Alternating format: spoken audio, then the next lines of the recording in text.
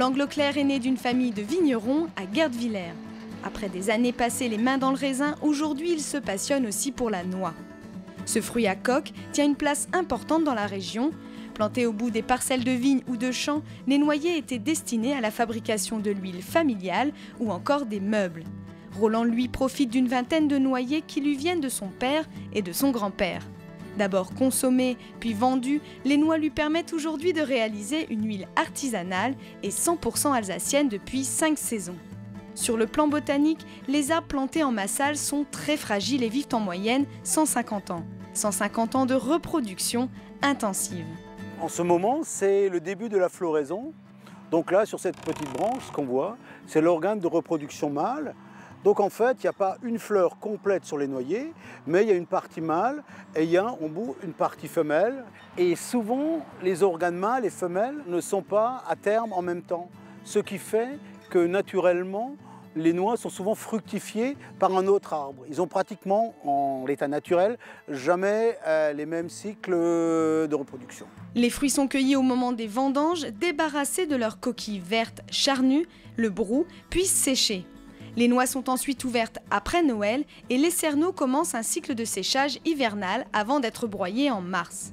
Et pour réaliser son huile, Roland s'est inspiré de la technique que lui a transmis le dernier meunier à sec de Guerdvillers. Les noix sont broyées chez moi par un laminoir à amandes. C'est ce qu'utilisaient les pâtissiers anciennement pour faire de la pâte d'amande et du pralin. En fait, je fais 5 passages parce que chaque fois, je rapproche les cylindres un petit peu. Plus les éléments sont petits, plus facilement on peut sortir l'huile de noix. Les cerneaux broyés, l'extraction de l'huile peut commencer. Mais avant la presser, la poudre de noix est mise dans un chaudron pour être torréfiée.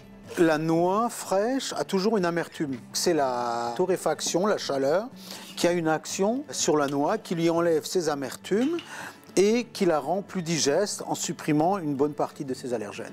Moi, j'ai choisi d'avoir la même pressée qu'il faisait il y a 2 siècles, une pressée verticale.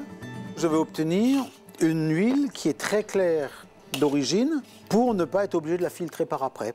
À la sortie du pressoir, on peut observer 2 phénomènes. L'huile d'un côté et une farine de noix de l'autre. 2 kilos de cerneaux sont nécessaires à la production d'1 litre d'huile.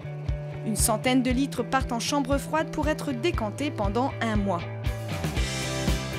Fin avril, la mise en bouteille et l'étiquetage sont réalisés artisanalement et en famille.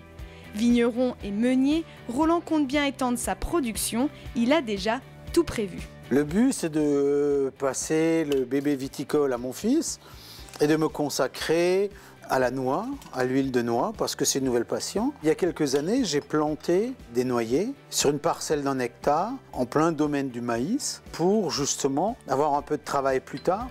Fraîchement pressée au printemps, l'huile de noix égaiera vos salades estivales. Il paraîtrait que ce fruit à coque apporte un bonus à votre santé. N'est-ce pas, Paul ? Chers amis du terroir, bonjour. Savez-vous que la France est le premier producteur européen de noix avec 30 000 tonnes annuelles? Et en Alsace, la noix, c'est quelque chose. Pas une seule fête des vins où on prend le vin nouveau sans manger des noix, évidemment. Et puis on fait aussi le Nosvostre, hein, le vin de noix en Alsace. Et maintenant, je vais vous faire un exercice illégal de la médecine parce que je vais vous faire une prescription, une ordonnance. Mangez au moins 3 à 5 noix par jour pour avoir votre dose quotidienne d'oméga 3. Vous m'avez bien compris. Et tout ce que je vous raconte ici, hein, c'est pas des choses à la noix.